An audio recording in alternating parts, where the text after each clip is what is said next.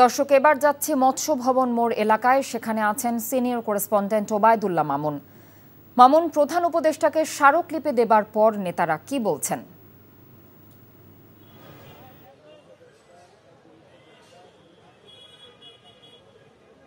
কথা জুলাই সনদের আইনি ভিত্তির দাবিতে কিন্তু যে গণভোটের দাবিতে 8টি ইসলামিক রাজনৈতিক দল সকাল থেকেই ঢাকায় যে কর্মসূচি পালন করছেন, তারপরে কিন্তু 12:30টার পর তারা প্রধান উপদেষ্টার কাছে 5 দফা দাবিতে যে স্মারকলিপি জমা দেন শেষে কিছুক্ষণ আগে অর্থাৎ ঠিক 1:45টায় মৎস্য ভবন মোড়ে যে অস্থায়ী একটি সভা করছিল, সেখানে এসে জামায়াতের সহ ইসলামী আন্দোলন সহ মোট 8 দলের যে নেতারা রয়েছেন তারা এসে বলেছেন তাদের সাথে আসলে কি কথা বলেছেন এবং তাদের স্মারকলিপিটি কে গ্রহণ করেছেন প্রধান উপদেষ্টার পক্ষ থেকে।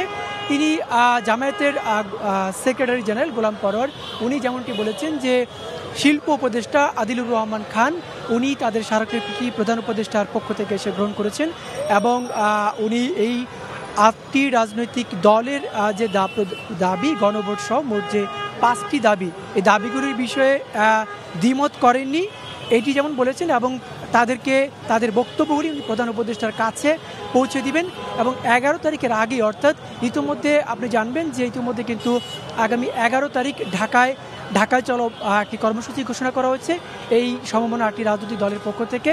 অর্থাৎ এই 11 তারিখের আগেই তারা প্রধান উপদেষ্টার কাছ থেকে বা সরকারের পক্ষ থেকে গণভোটের গণভোট করার বিষয়ে সুস্পষ্ট নির্দেশনা চাচ্ছেন।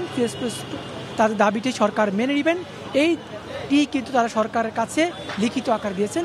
এছাড়া কিন্তু রয়েছেন যে পিআর পদ্ধতি জাতীয় নির্বাচন এবং ত্রয়োদশ জাতীয় সংসদ যে নির্বাচন রয়েছে এটি সব দলের জন্য সমান অংশগ্রহণের সুযোগ থাকবে, যেটি লেভেল প্লেইং ফিল্ড তারা দাবি করেছেন। এছাড়াও কিন্তু আরও বেশ কিছু দাবি অর্থাৎ আরও যে 2টি দাবি রয়েছে যে ফ্যাসিস্টদের অর্থাৎ 14 দল সহ আওয়ামী লীগ সহ তাদের দৃশ্যমান বিচারের দাবি জানিয়েছেন। এই মোট 5টি দাবিতে 8টি ইসলামিক রাজনৈতিক দল তারা আছে প্রধান উপদেষ্টার কাছে স্মারকলিপি জমা দিয়েছেন। এর আগেও কিন্তু তারা গত সপ্তাহে প্রধান নির্বাচন কমিশনার বরাবর একটি স্মারকলিপি দিয়েছিলেন গণভোটের দাবিতে এবং ঠিক আজকেও কিন্তু এই গণভোটের দাবিতে প্রধান উপদেষ্টা ডক্টর মোহাম্মদ ইউনূসের কাছে এই 8টি রাজনৈতিক দল তাদের স্মারকলিপি জমা দিয়েছেন। এ ছিল আমার কাছে মৎস্য ভবনের মোড় থেকে ইসলামী সমমনা দলগুলোর সবশেষ খবর। মৎস্য ভবন মোড় থেকে জানছিলাম জামায়াত সহ 8 দলের কর্মসূচির খবর।